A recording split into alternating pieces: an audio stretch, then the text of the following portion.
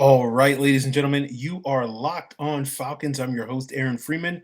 And today we are talking about the latest rumors surrounding Calvin Ridley, as well as making the case for why it makes total sense for the Falcons to draft a quarterback in this upcoming draft.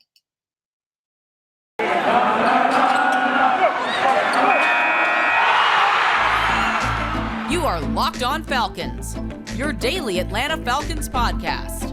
Part of the Locked On Podcast Network, your team every day.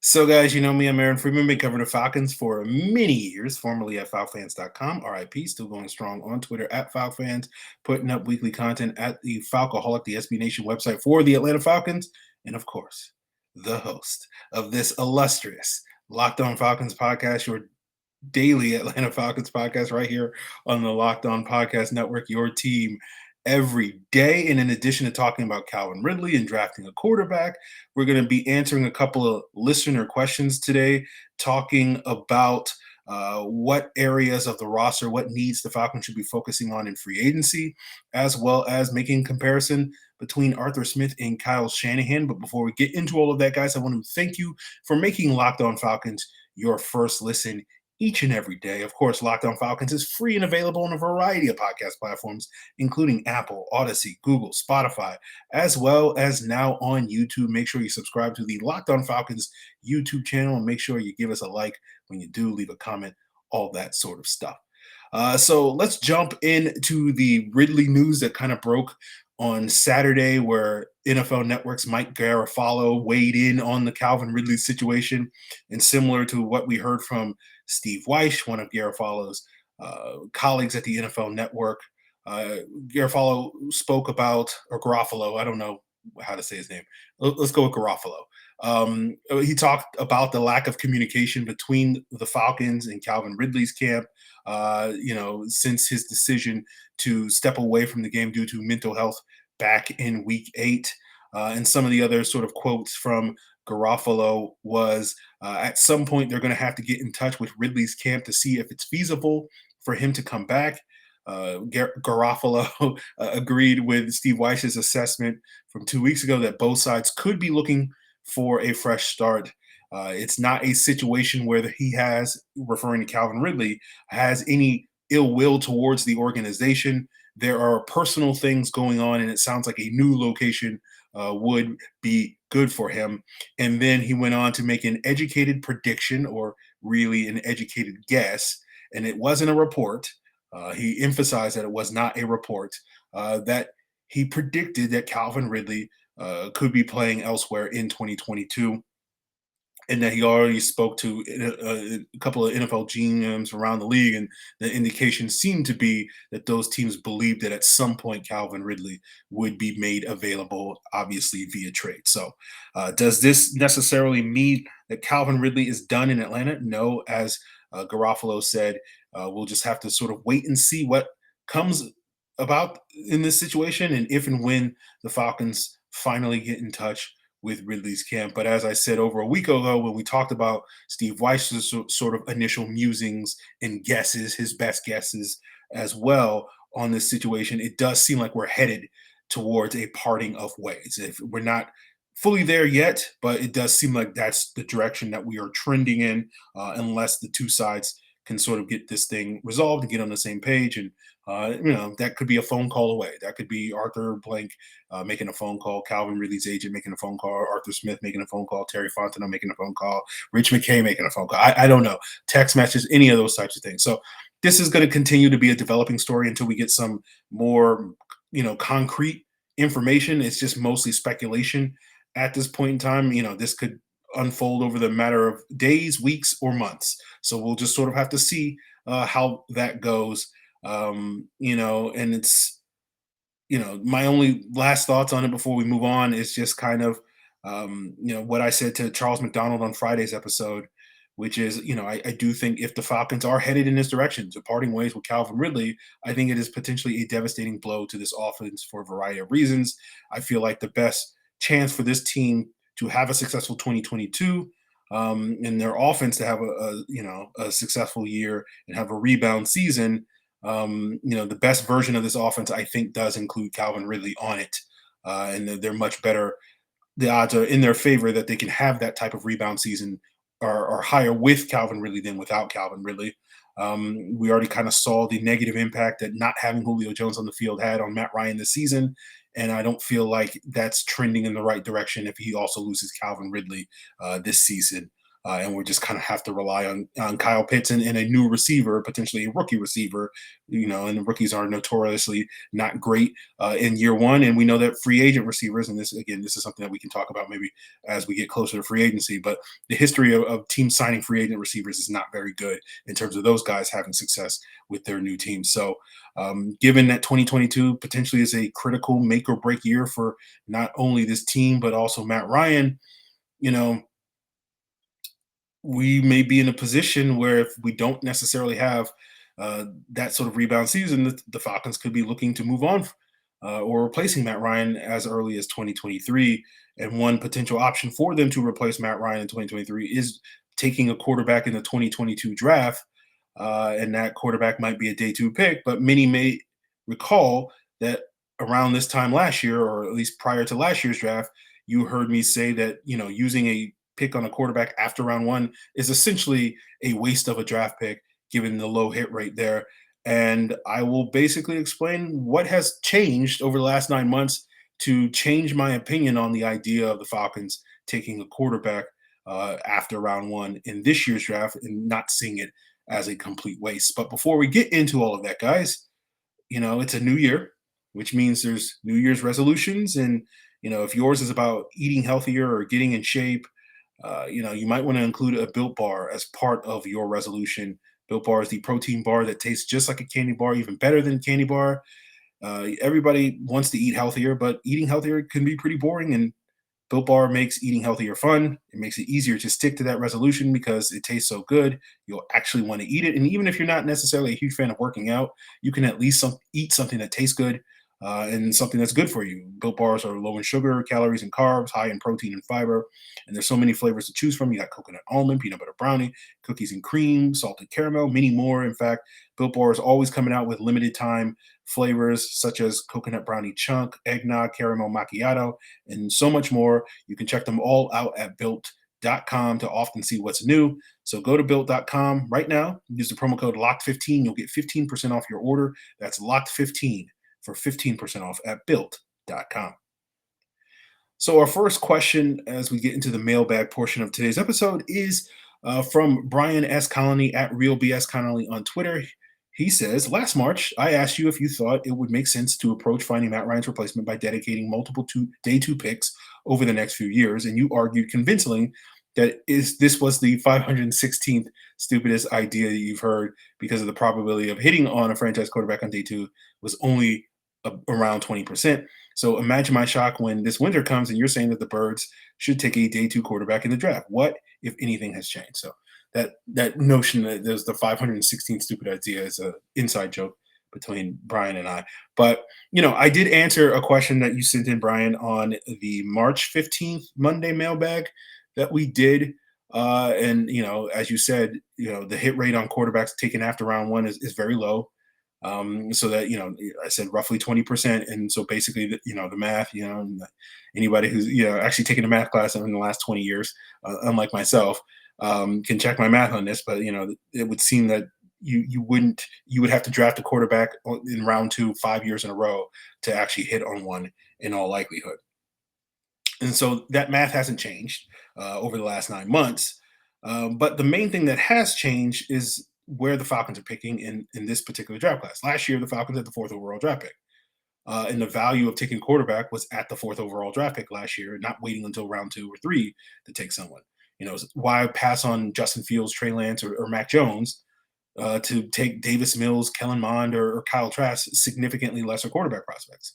This year's a different situation. The Falcons are picking 8th, and there's not really a quarterback at the top of the draft that's so far shown themselves to be worth the 8th overall pick. And I don't think there will be a guy that shows himself to be that. We'll see what happens after the Senior Bowl. But, it does seem like there's a lot more guys that are definitely worth using day two picks on.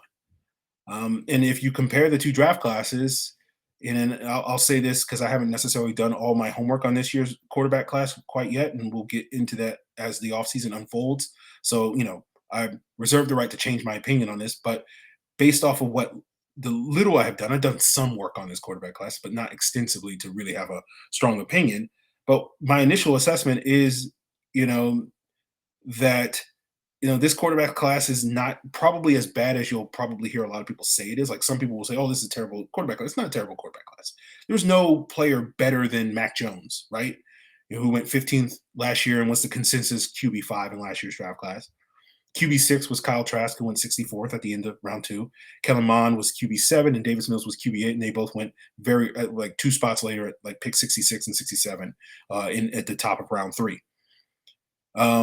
I think if you were to, teleport Kyle Trask, Kellen Mond, and Davis Mills to this year's quarterback class, they would still probably be QB6, 7, and 8, somewhere around there. I think there's potentially 4 or 5 or maybe even 6 quarterbacks in this year's draft class that would be graded higher than those guys last year. It's just none of them are graded higher than Mac Jones. So essentially, whether we're looking at Kenny Pickett, Sam Howell, Matt Corral, Desmond Ritter, Malik Willis, Carson Strong, those are the guys that seem to be the consensus top 6 guys. We'll see, maybe Bailey Zappi can sort of throw his name into the hat or somebody else. But it seems like they would probably all be graded out below Mac Jones, but higher than Kyle Trask. And so essentially, we have like 5 or 6 guys that are worth the 16th overall pick through the 63rd overall pick. And so that's prime real estate. And just because nobody is worth the 8th overall pick doesn't mean that nobody is worth the 43rd overall pick where the Falcons are picking at the top of round 2 and somewhere in late second round where Tennessee is going to be picking, which we know, I think, based off of where they finish in the postseason, will be somewhere between 57 and 64, right? So, like, the Falcons have prime real estate to take one of these quarterbacks that are actually going to be a halfway decent prospect, just not decent enough to be worth considering with the 8th overall selection. The other factor, Brian, that has changed over the last 9 months is Matt Ryan had a much worse season than we thought he would have, or at least what I thought he would have this past year.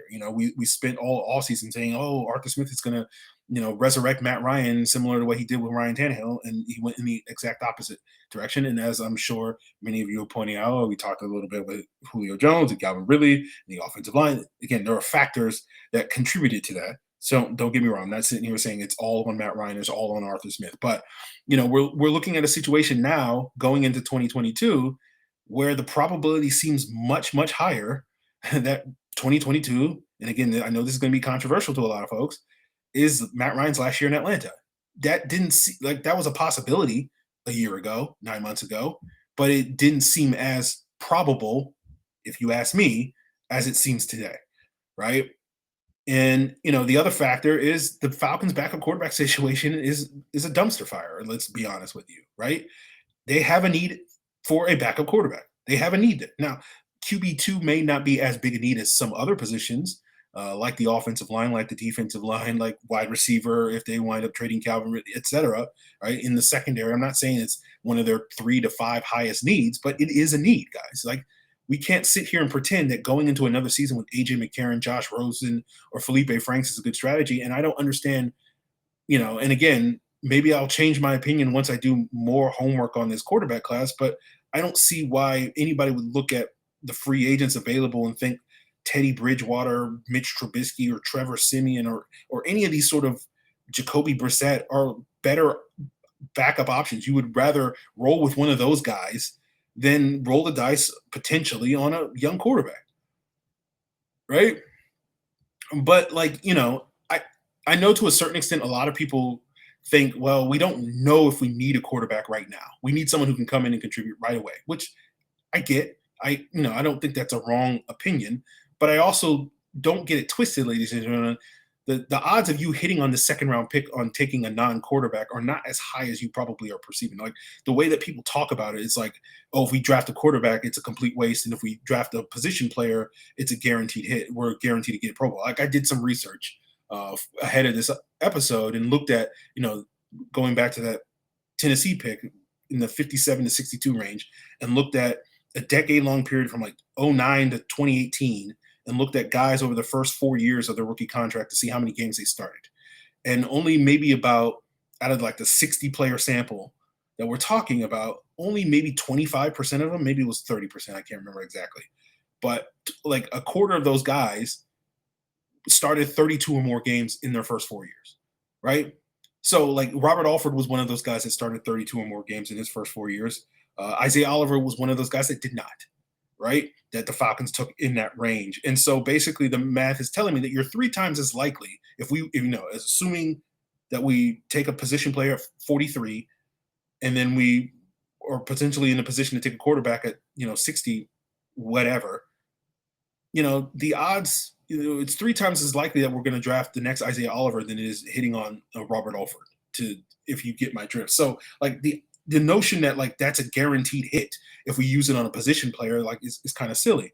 The other factor is, a lot of people will sit here and say, well, we don't need a quarterback right now, but we might need one in 2020. If we need a quarterback in 2023 because we're moving on from Matt Ryan, let's wait till 2023. But you don't know, like that's a gamble, guys. Like I don't know how else to explain it. Like when you look at where the Falcons could potentially be picking, this notion that you're going to be like a quarterback's going to fall into your lap in 2023 just is not true at all. Like,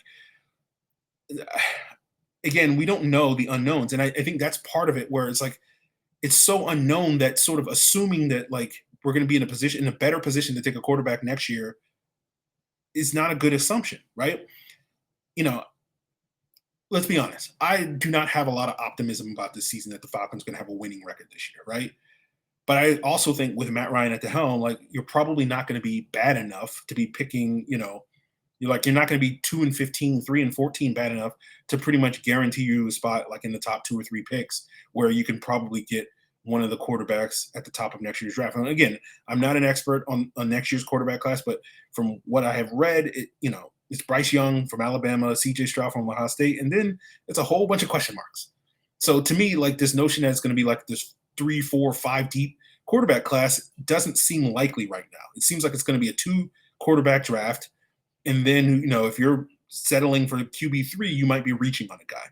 And the reality is that most years where the Falcons presumably could be picking them, like let's say they go 5-12 or 6-11 or something like that next year, you're probably picking that 6 to 12 sort of range. And most of the quarterbacks, obviously you have players like Justin Herbert and Patrick Mahomes and Deshaun Watson that were picked in that range. But like, I think if you're hoping that like you're going to find that guy's going to fall into your lap, a quarterback of that caliber, that's just like pure luck, guys. And then when you look at the other drafts, like Josh Allen was taken in that range, but like Josh Allen came in a draft where there was 5 quarterbacks taken in round 1. Same with Justin Fields. Mac Jones was pick 15, and then a 5 deep quarterback draft, and you don't know if you're going to have 5 guys. It could be a 2 quarterback draft next year or whatever the case may be. And so the point is, it's just a huge question mark to just basically say, we'll worry about it tomorrow. Like you need to worry about it today. And this is kind of going to be the mantra that you're going to hear me say probably 1,000 times this offseason, which is like, we may be approaching the end of the Matt Ryan era, and the time is now. This is the offseason where the Falcons have to start preparing for what's next in the post-Matt Ryan era. Whether that post-Matt Ryan era arrives in 2023, 2024, 2025, or not, I don't know, guys. But you have to start preparing for that era, right? And, if BetOnline was setting the over-under for how many games that Matt Ryan was going to start in the Falcons uniform, I think they would probably set it like 17 and a half games. And I would sit here and tell you guys, you probably should take the under on that, right? That's what I would do. If those odds were right now on betonline.ag, that's where I would do. I'd take the under on that. But like, I don't understand the notion, or like I get it to a certain extent, but like this notion that people are like, don't want to draft a quarterback. Like, why? Like, you got to draft a quarterback, guys. Like, that's the most important position on the field. And even if it takes multiple bites of that, even if you whiff on this pick and you draft a quarterback this year and you're like, oh, Desmond Ridder stinks, and then like next year you're still in the market for taking a quarterback, it doesn't mean, oh, you wasted a pick. Like, you know what I'm saying? Like, this is the most important position on the football field, and the odds that you're going to hit on it, on the bullseye on your first, throw or your first, shot is very low. So take multiple bites at it. Like what's the problem? Like I understand from certain people's perspective, a certain contingent of Falcon fans that basically don't want to see anybody brought in that could signal the end of Matt Ryan's tenure here or challenge Matt Ryan so that, they don't have to endure the embarrassment or whatever the case may be of, Matt Ryan throwing a pick and Falcon fans booing him and calling for Malik Willis or Desmond Ritter or Carson Strong or whoever. They don't want to see that happen. I understand that, but like for me personally, and again, no judgment to any fan that falls in that camp, but the camp I'm in is I just want to see the team be good, guys. And whether that's Matt Ryan at the quarterback or Malik Willis at the quarterback or Carson Strong at the quarterback or Bailey Zappi at the quarterback or Bryce Young, I don't really care. I just want the team to be good. And so if that means bringing a new quarterback, then so be it. So I sit here and I go just like, what's the fear of drafting a quarterback? Like I don't understand that. Like I mean, again, I understand it from that one perspective, but if you don't fall into that camp of like you just don't want to see someone possibly challenge Matt Ryan, if that's not your attitude towards it, then you should be. Again, I'm not sitting here saying that you should be like enthusiastic about drafting a quarterback. I'm not enthusiastic about it. I'm sitting here understanding the odds that the Falcons finding a Jalen Hurts or a Derek Carr or a Dak Prescott or Russell Wilson are extremely low. I understand that. Like, I'm not enthusiastic about it, but that's the situation that the Falcons find themselves in. So for me, it's just one of those things. It is what it is. Like the Falcons need to start preparing for the future of this football team at the quarterback position. And, if that includes taking a quarterback on day two, which I think it should include that, then that's the situation that the Falcons find themselves in. It's unfortunate that we may be at the end of the Matt Ryan era or approaching the end of the Matt Ryan era. And again, we can have a long conversation about how the Falcons completely failed Matt Ryan over the last, better part of the last, 7-8 years or whatever the case may be. We can have that conversation, but it doesn't change, to me, at least in my opinion, my assessment, my perspective of the reality that the team finds itself in currently. So that's I hope that answers your question, Brian, in terms of what has changed. I just feel like we're in a different world, right? Matt Ryan's trending this way, and the Falcons need to start looking ahead to the future. And that's as simple as that. And unfortunately, this draft class is such where it kind of like it's compelling you to take a quarterback on day two. That's where the value is in this draft class. Somewhere between pick 16 and 64 is where you should take a quarterback. That's kind of how I sort of see it. But, I'm sure I'll get plenty of response and pushback for that opinion. I'm sure there will be plenty of people in the comments, being like, good riddance or whatever the case may be for Matt Ryan, and, whatever. But like, I just think that's the situation the Falcons find themselves. But, speaking of BetOnline setting the over-unders for, Matt Ryan's future in Atlanta, let's, talk a little bit more about BetOnline and what they're doing, given that they're the number one spot for all your sports wagering action now that we're in 2022, whether you're betting on NFL playoffs, basketball, hockey, boxing, UFC, all the way to your favorite Vegas casino games. BetOnline is your number one spot. And it's a new year. There's a new website at betonline.ag. So sign up today and use the promo code Locked On when you do, and you'll receive a 50% welcome bonus on your first deposit. BetOnline is the fastest and easiest way to wager on all your favorite sports. And I'm recording this Sunday evening. So I don't know if my 3-team playoff parlay has hit yet. 2 teams have hit. Tampa Bay and Buffalo certainly hit. We're waiting on the Rams. Obviously, I'm glad I did not bet on Dallas in the way that game ended. But, whether you want to get in on this playoff action or you want to find something else to bet on, head on over to BetOnline where the game starts. So our next question comes from Greg E. He says, "Hi, Aaron. I am looking forward to this offseason, hoping that this new regime can add some more talent to help this team move forward. I enjoy your content. Keep up the good work." Thank you, Greg. His first question, he has 2, is first, since we have a little more cap space than we had last year, which positions would you like to see them fill, offense and or defense, with veteran free agents? And 2, I know getting pass rush is a major issue for us this year, but I also think the offensive line is equally important. With that in mind, providing he can stay healthy, do you think Matt Gano can help provide a solution to the offensive line woes? So to answer your first question, I think offensive line and defensive line are the areas that I would like to see the team be proactive in free agency. Again, I'm not expecting them to go crazy in free agency, but I feel like, those are the areas of the roster where they kind of need immediate impact. and waiting the better part of 3 years for any draft picks, even first round draft picks to develop is not going to pay off as quickly as we would like. When you look at the free agent class versus the draft class, particularly on the offensive line, the free agent class on the interior is strong, but the draft class is pretty weak, at least based off my assessment. When you look at the draft class at tackle, it's pretty strong, but the free agent class is pretty weak. So if you guys know, longtime listeners know that I feel like the interior needs to be addressed more aggressively than the tackle position does. But to me, it makes perfect sense for the Falcons to attack their needs at left guard and potentially at center, in free agency. And then if they still have needs and feel like they can upgrade over Keith McGarry and they want to drop a bomb on that island, they can wait until April in the draft to address that. And I feel like that would be the best strategy if we're talking about delaying the end of the Matt Ryan era. Because again, as I've explained many times on the podcast over the last year, with Matt Ryan at the quarterback position, I think the interior of the offensive line is a much bigger priority, particularly when it comes to pass protection.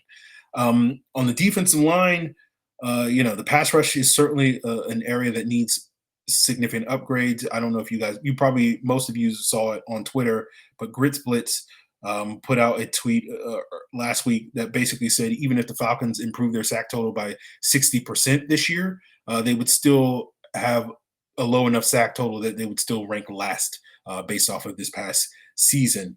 So clearly they have a far way to go in order for this pass rush to be considered decent. And relying on rookie pass rushers is not something that is likely to lead to a significant jump for your pass rush. So getting some guys that are proven pass rushers, that may not mean getting one sort of superstar player, but maybe signing 3 or 4 sort of mid-level guys, similar to the strategy that the Falcons had early in the Dan Quinn era when they went out and got guys like Brooks Reed and Dante Poe and Adrian Claiborne. Courtney Upshaw didn't help the pass rush, but those types of moves, Jack Crawford, Derek Shelby, again, not every one of those guys wound up being huge upgrades to the pass rush, but those types of signings that can help really address not only shoring up the pass rush, but also shoring up that run defense so that you can immediately get a defensive line that's actually halfway decent next year and maybe not be as terrible as we were this past year. As to your second question, when it comes to Matt Gano, yeah, I do think it's possible, again, given, as you said, if he can stay healthy, that Matt Gano could be potentially the solution at right tackle. I feel like Matt Gano, prior to this past year, when injuries derailed his season, and we still don't know the extent of that injury, although the closest clue is that it is something related to his neck, which, could be a serious, potentially career-threatening injury, but because we haven't gotten any clarity on that, and our boy D-Led even tried to get some clarity at the Terry and M's year-end press conference last week, and they basically said Matt Gano's a free agent, and that's all they said. And shout out to you, D-Led, doing the Lord's work, trying to get some injury updates still to this day. But I think as far as Gano goes, like prior to his injury, like I thought he was a better player than Caleb McGarry. The reason why I wasn't necessarily as big an advocate pushing for Gano to be the starter at right tackle prior to this season was because I felt like the goal was to get the 5 best offensive linemen on the field. And that probably included both Caleb McGarry and Matt Gano. And Gano seemed to be a much more viable option at guard than McGarry did. So it seemed like let's get Gano at left guard and keep McGarry at right tackle and see what happens there. But now, if we can particularly make upgrades in free agency at left guard and potentially center, then I think in the world where you can bring Matt Gano back, he can be in the mix at right tackle. I think potentially, if healthy, as you put it, could be an upgrade over Caleb McGarry, should be an upgrade over Caleb McGarry. But as I've mentioned a couple of times now on the podcast over the last couple of months, when people have asked me about Matt Gano, I do not expect this team to prioritize bringing him back. As much as a fan that I am of him, I do not expect this regime to be a fan of him. They really have no reason to be because, he got hurt during OTA. So they, like 5 practices or whatever it was. Again, I don't know what the number is. It's probably more than that. But that's basically what they're assessing him in his previous tape. But how much stock are they going to put into what he put on tape in 2019 now at this point in time, or was it 2020? 2020, yes, yes. I'm sorry.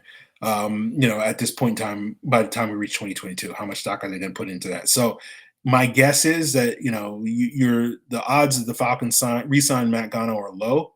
I would think it's probable that they'll re-sign Jason Spriggs to be their swing tackle. So we'll just sort of see how that goes. I hope I'm wrong on that, but I'm not going to hold my breath that Matt Gano is going to get the opportunity I think he deserves. Unfortunately, injuries sort of derailed that. Our last question comes from Terrence F. I remember some people were comparing Arthur Smith's play calling abilities to Kyle Shanahan when Arthur Smith was first hired. Do you see that at all? I know it was his first year, but Atlanta's offense seemed pretty vanilla to me in 2021. I know Shanahan had a lot more time in San Francisco to build their offense, but I don't see many similarities other than use of play action and motion somewhat. Yeah, I mean, this was something that we talked about last January when I did my all 22 review of Arthur Smith's offense. This was something that we talked about a little bit with Locked On Titans host Tyler Rowland last January when we hired Arthur Smith. I don't think your perception that the offense is fairly vanilla is wrong perception. And I think one of the things I talked about was like if you were putting Arthur Smith on the spectrum, and one end of the spectrum was Dirk Cutter, and the other end of the spectrum was Kyle Shanahan. So obviously it's going from worst to best. Arthur Smith is somewhere on the Dirk Cutter side of the spectrum, right? He's over here somewhere. So much closer to Dirk Cutter than he is to Kyle Shanahan. And where you put Sark in on that spectrum, probably somewhere in the middle, maybe slow, tipping towards the Cutter side. And I don't even know if I would put Arthur Smith above that. So that was something I noted when I watched the film back in January, and that was going to be a concern of mine. But during the season, I'll point this out. We talked a little bit about this during the season, where one of the things I talked about with Arthur Smith potentially making adjustments to his offense is that he's kind of like a chef opening up a new restaurant and he has a limited menu. Right? He's like, I got 5 items on my menu, 2 appetizers, 2 entrees, and a dessert, and we're gonna master these 5 items before we start expanding the menu and start bringing in some Cheesecake Factory type of notebook that's 48 pages long or whatnot. We're just going to master these basics or whatever, fundamentals, all that sort of jazz. And the hope is that in year 2, he'll expand the menu a little bit more. And I will say, I'll give him some credit. I do feel like he added a couple of wrinkles in the second half of the season when it came to being a little bit more creative with the run game and the passing game in certain ways. The analogy would be basically like if you just went to the restaurant on a random Tuesday during lunchtime, you saw that there was a special. This was a special lunch special just this day, and not something that was a permanent addition to the menu. And so you're like, oh, this is pretty tasty or whatever the case may be. And hopefully we'll get more permanent additions to the menu, so to speak, as far as that goes. So we'll just have to sort of see how that goes. I think the potential is there for him to have a big jump in year 2. I just, based off of what we saw in year 1, it wasn't that. I know many people point out sort of, Kyle Shanahan wasn't all that in year 1 of his tenure here in Atlanta. And obviously we had a historically great offense in year 2. Again, I don't think most people are expecting that type of leap in year 2, but it certainly makes note of the potential that the offense could be significantly better, in 2022. And the thing I will note about that, and the thing I have noted about that, is that, the thing that we often forget about Kyle Shanahan's first year is like during the first, depending on what your timeline is, the first 6 to 8 weeks of the season, the Falcons had like a top 5 offense that year. So it wasn't as if it was that crazy, that or at least in hindsight it looks far less crazy. Obviously at the time when you're in it you can't sort of see it, but having going from a top 5 offense to a historically great offense is not as big a leap as I think a lot of us assume it was. But for that reason it's hard for me to buy that, because we never really quite saw that from this year's offense, except for maybe that week 4 to week 9 stretch where Matt Ryan was playing really well for 4 out of those 5 games. And coincidentally, Calvin Ridley played the majority of those games, 3 out of those 5 games. And so it goes back to kind of what I was talking about earlier in the episode, where it's like, I feel like you kind of need Calvin Ridley if you're going to get back to that. And so that's part of it, where it's like, hopefully that whole situation gets resolved, but you can get Ridley back to his 2020 form, as well as, getting what we saw during that stretch of games, which is kind of peak Kyle Pitts. and you can get more of that rather than only seeing that for like 4 or 5 games like we did this year. Maybe we can see that for 8 to 10 games or something like that. You know what I'm saying? And if that comes to fruition, then I could see this offense really cooking this season, and then we can make those Shanahan esque comparisons or whatever the case may be. But we'll just sort of have to see how it all plays out, guys, with Calvin Ridley. We'll see how it plays out with the Falcons quarterback situation. Again, I think the Falcons are in the market for a quarterback. They may decide and do the thing that, so many of you guys insist on them doing, which is not take a quarterback this year. And I guess we'll just go another year with Felipe Franks or, Trevor Simeon or whoever they wind up signing, which again is a choice. Uh, but I don't know if it's the right choice, at least as far as I see it. I think you got to start preparing for the future. But maybe the Falcons are also in denial on that whole issue. So we'll just sort of have to see how that goes. But that will do it for us here on today's Locked On Falcons podcast. I want to thank you guys for making Locked On Falcons your first listen, but I always have recommendations for what should be your second listen, of course. In addition to the local shows, Locked On Hawks, Locked On Braves, Locked On Bulldogs, which you can find free and available on a variety of podcast platforms, including on YouTube, where you can find Locked On Braves and Locked On Bulldogs. Of course, you should check out the Locked On Bets podcast, hosted by your boy Q and handicapping expert Lee Sterling. Lee's giving you those daily picks, those blowout specials, and of course, the lock of the day that's helping put money in your pocket. So go check out Locked On Bets, all on the same podcast platforms that you can find Locked On Falcons. If you guys want to send in questions for future mailbags and Q&A episodes, of course, you can do so via Twitter at Locked On Falcons, Facebook at Locked On Falcons. You can send an email to lockedonfalcons@mail.com, or of course, you can leave a comment here on the Locked On Falcons YouTube channel. So that is going to do it for us, guys. Appreciate it. Hope you had a great weekend watching some wildcard football. I hope those of you in Georgia, or at least in the South, like me, are doing fine with the winter storm apocalypse of 2022. You know how it is when it snows in the South. The whole world shuts down. And I know those of you guys that live up north, I did live up north for a couple of years in Pittsburgh, know that snow is like not a big deal. But here in the South, we just can't handle it. So hopefully everybody in the South is doing well. Hopefully everybody in the North is doing well. As snow is just any old Tuesday, any old Monday for you guys this time of year. So hope you guys stay safe if you can, and I hope you guys continue to check out Locked On Falcons. That'll do it for us today. So appreciate it. Till then.